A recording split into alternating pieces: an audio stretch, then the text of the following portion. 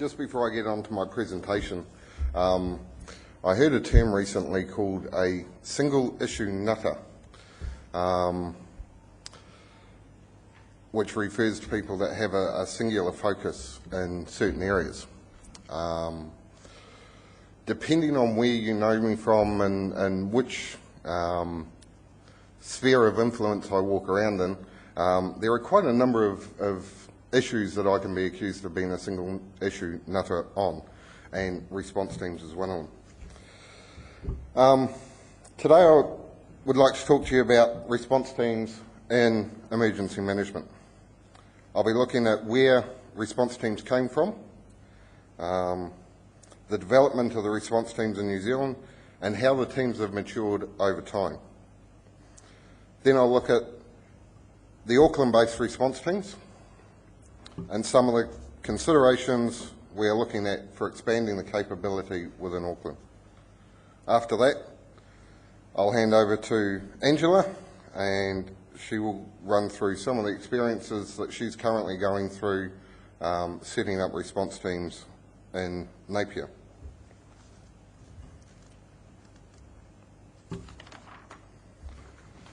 What is a response team? Until relatively recently, a civil defence response team was traditionally a group of community volunteers who banded together. They wanted to help out when things went wrong, and they banded together with their local civil defence to form a rescue team. These teams were generally trained by people within the team who had some rescue knowledge, some experience from elsewhere in their life. Teams normally ran on a shoestring budget, running with big borrowed equipment. There were no consistent standards in regards to training, equipment, no clear guidelines, just well-intentioned volunteers who saw a need in their community and strove to fill it. This all began to change in New Zealand in 2004. In 2004, the New Zealand Urban Search and Rescue Best Practice Guidelines for response team registration was released. This document, developed by the National Urban Search and Rescue Steering Committee, required those teams who wish to become part of a national USAR response capability to become registered.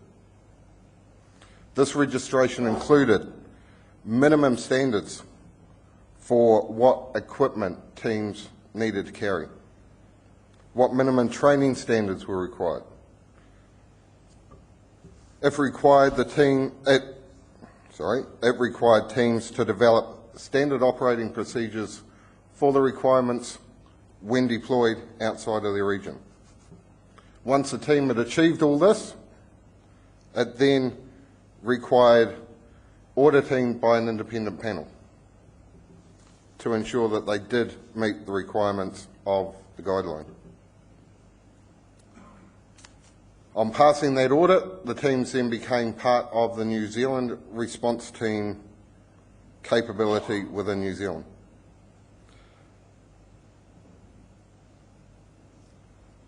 This was the first time teams were introduced to set standards of training, set standards of equipment, an experience that most of them hadn't experienced before. To date, there are 18 response teams registered in New Zealand. For those of you with an eagle eye, you'll see down in Southland there's NZRT 19. But if you look very closely, somebody superstitiously didn't register an NZRT 13. So there are 18 teams in the country. This registration process was a stepping off point for response teams. The teams were starting to develop a national identity.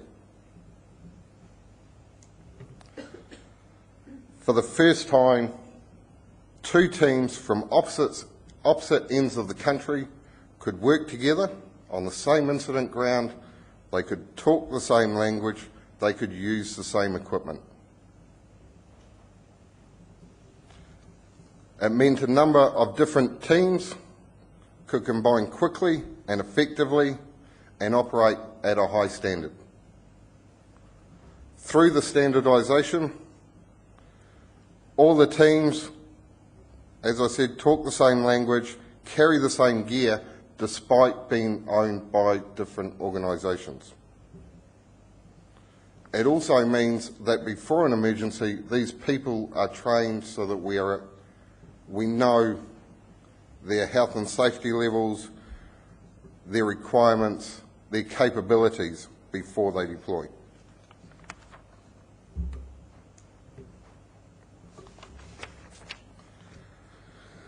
The drawback of the system is that it stereotyped response teams as being rescue teams and rescue teams only. And in terms of national capability, they were only capable of rescue. The teams have been referred to as USAR teams. This is a bit of a misnomer. The teams are first and foremost initial response teams.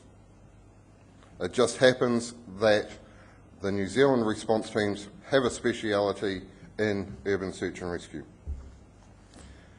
However, in their local areas, they could do a range of functions, from first aid, communications, welfare, storm response, swift water and flood response. Basically, they did what was needed to address hazards within the communities they lived and worked in. These specialties were not recognised nationally, although national standards in most areas were available.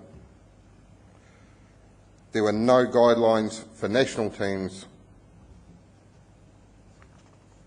in these other specialties. In 2007, work began on the next generation of response team guidelines. These guidelines would include the requirements for nationally deployable welfare teams, nationally deployable communication teams, and so on. These teams will be response teams with specialties in welfare, or communications, or flood response, without needing to be rescue qualified. The first stage of these guidelines is due to be signed off very, very soon.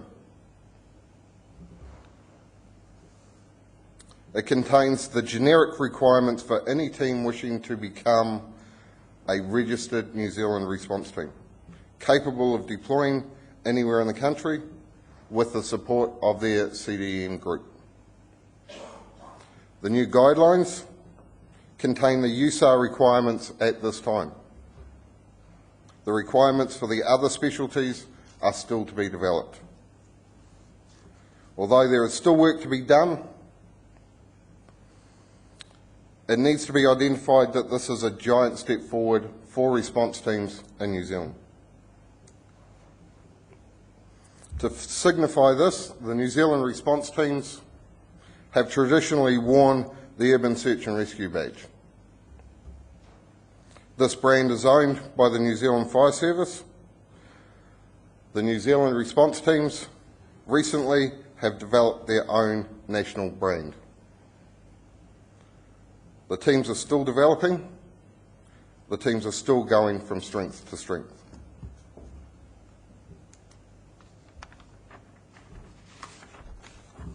I tried to avoid putting photos of me in this presentation, but somehow I couldn't. The past 18 months has been a very busy time in New Zealand for response teams. In September 2010, the teams deployed to Christchurch following the September earthquake. In January 2011, a combined response team from around New Zealand, pulled together by the Ministry of Civil Defence Emergency Management, deployed to support Queensland during the flooding events that occurred then.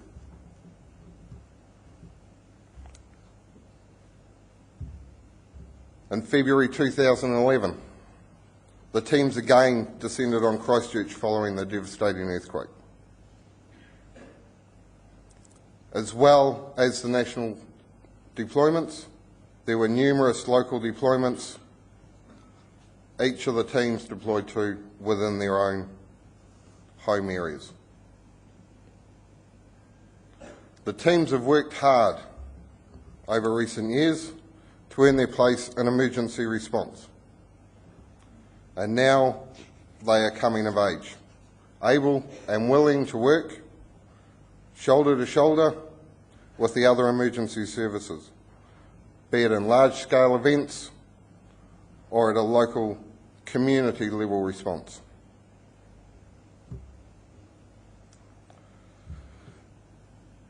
So where does Auckland fit into the picture of New Zealand response teams?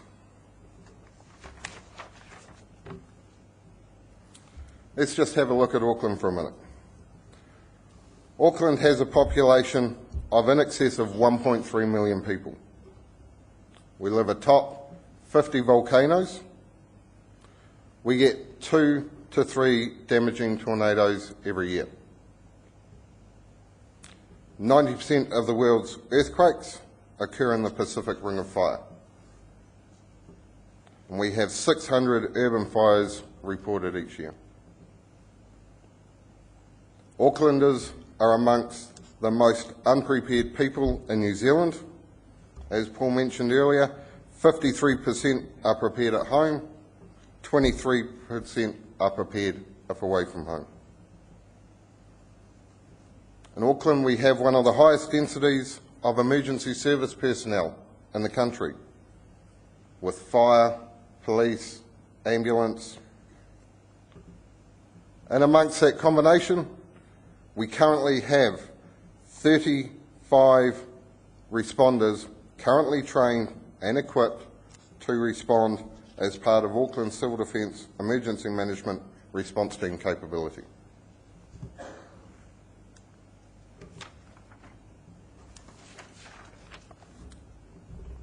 In Auckland, since 2004, we have had 2 New Zealand response teams. They are NZRT3 in the old Waitakere City and NZRT5 in the old North Shore city areas. As Councillor Goldie mentioned earlier, in a major event, local resources will become very limited and we will rely on support from other regions. This works both ways. Auckland has a moral and ethical responsibility to support other parts of New Zealand when required. This support was demonstrated during Christchurch, but we fall short in Auckland of having enough trained responders to provide the level of support expected from Auckland. We need to look at expanding our current response team capability. As a unitary authority, Auckland now has the capability and the capacity to expand our teams. But how do we do that in a smart and effective manner? That is the challenge that we face. We know every time the teams have deployed nationally from Auckland, it has been as a combined team. We know that due to family situations, work commitments and other factors, not everyone in the existing teams are able to deploy outside of Auckland for long durations. We know there is a higher likelihood of needing local response teams than that of needing a national response. All responses need to be in a timely fashion. So how do we improve our capability? In addition to the 2 response teams in Auckland, we also have 13 rural fire forces, located, oddly enough, in remote locations. who are trained to respond to emergency incidents. With some specific training and response team related skills, we can expand our local response team capability within Auckland. With between 12 and 20 members in each brigade, this gives us a sizable pool of responders capable of dealing with a wide range of emergencies within their communities.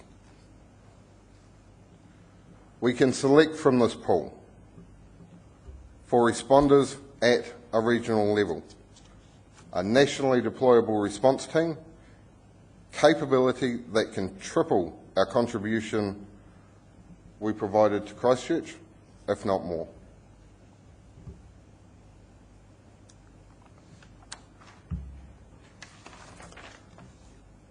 So we have a concept. Now the hard work begins. We have this potential capability, but without support from members of the Auckland CDMG, the police, fire service, health, ambulance, then we are training resources that will not get deployed locally. We need to engage with our partner organisations to ensure that we are training these volunteers to meet the needs of Auckland.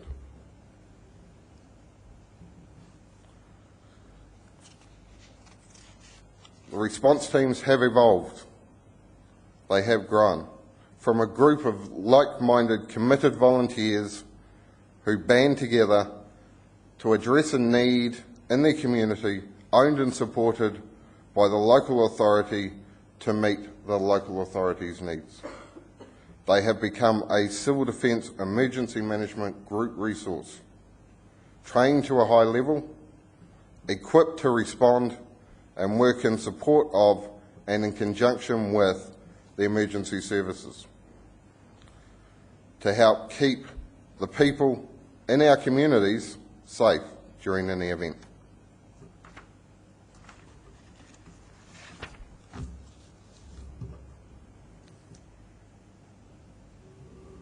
So that's where we're at with Auckland.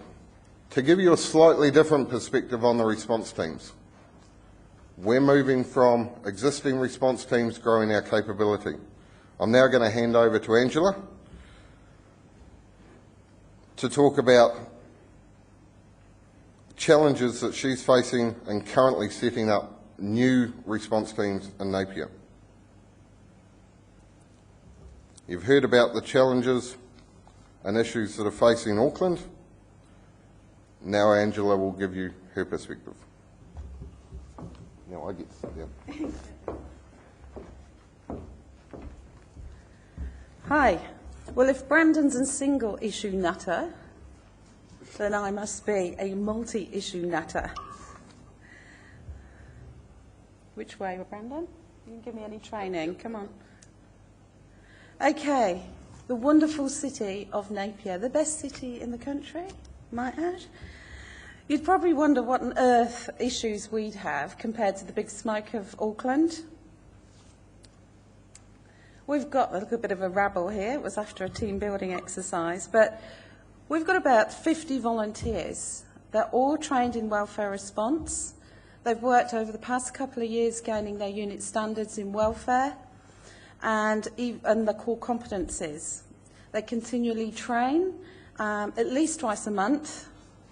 I've got 15 application forms for new volunteers on my desk for processing. And in fact, we're finding it hard to actually manage people coming in drips and drabs, and we've decided that from now on, Napier volunteers will be taken annually. So we'll have an annual intake, and it'll make managing easier. So really, compared to some of the bigger cities, we're in quite a good position. As I said, we're small but perfectly formed. We have, I would say, just over 57,000 people population-wise, with 550,000 visitors coming to our beautiful Art Deco city. Have I sold it to you yet?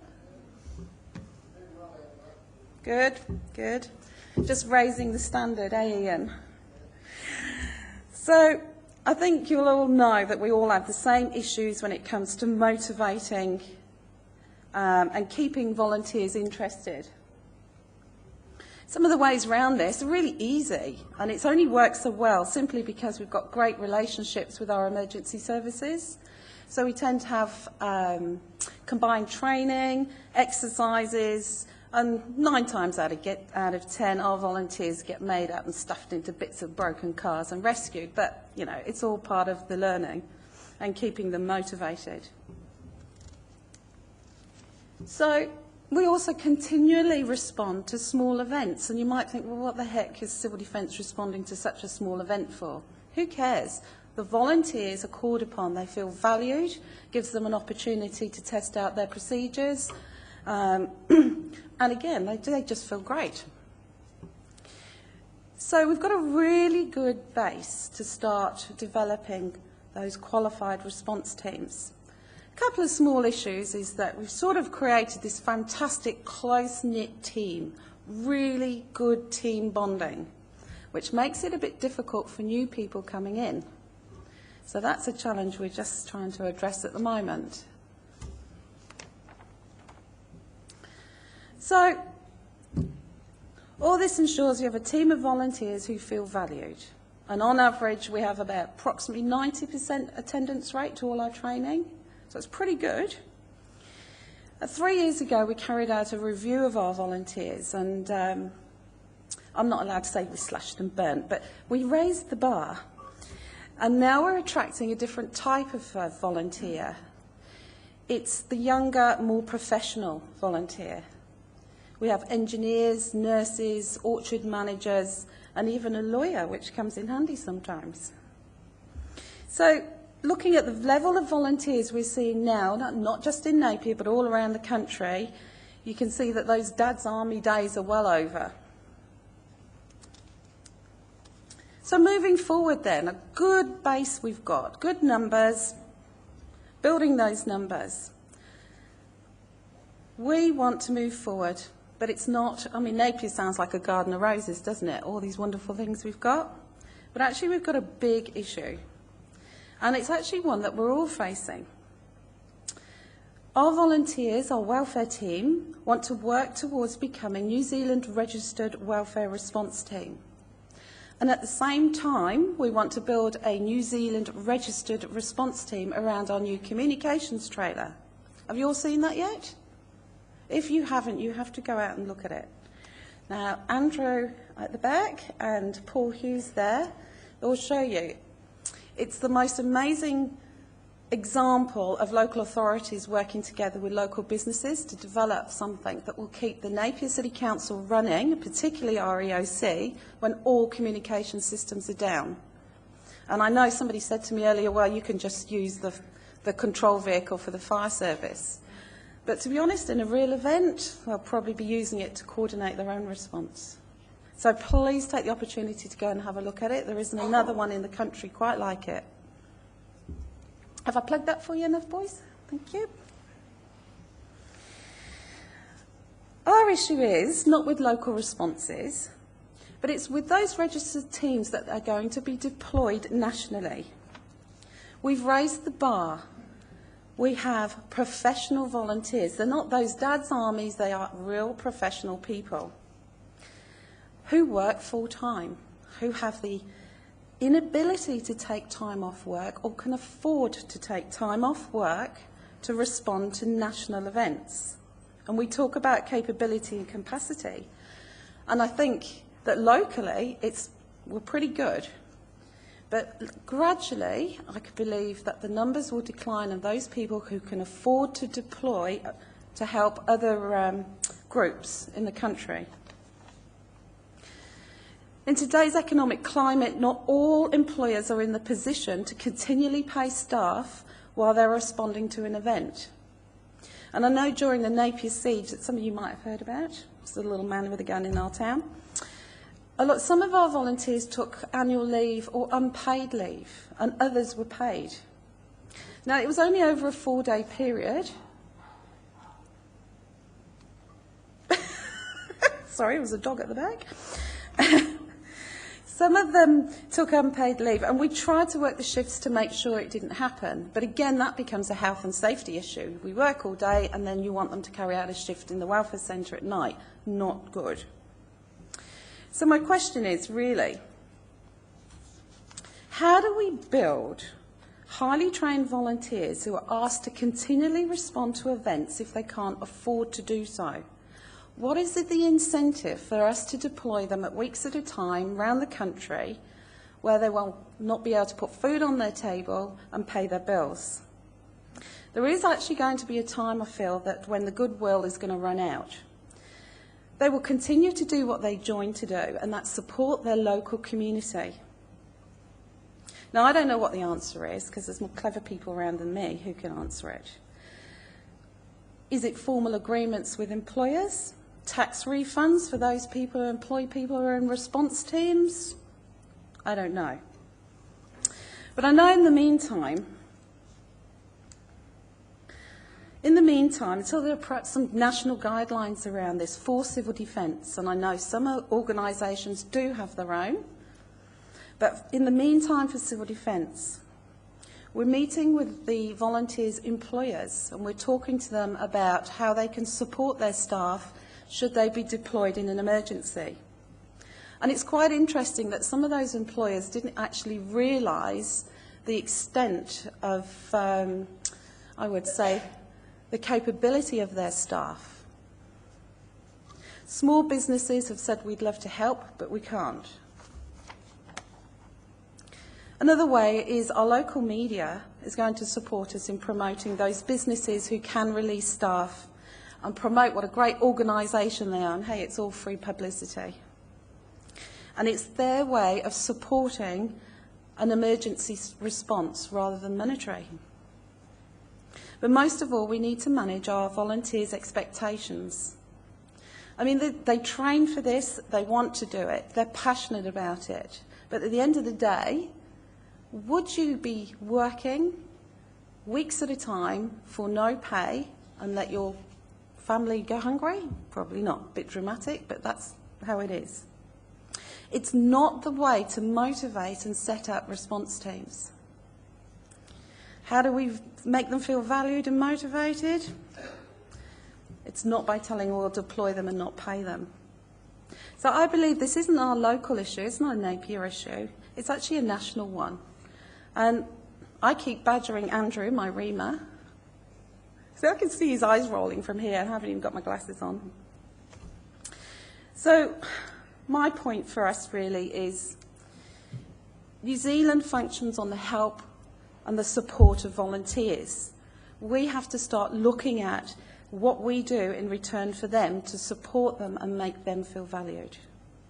Thank you.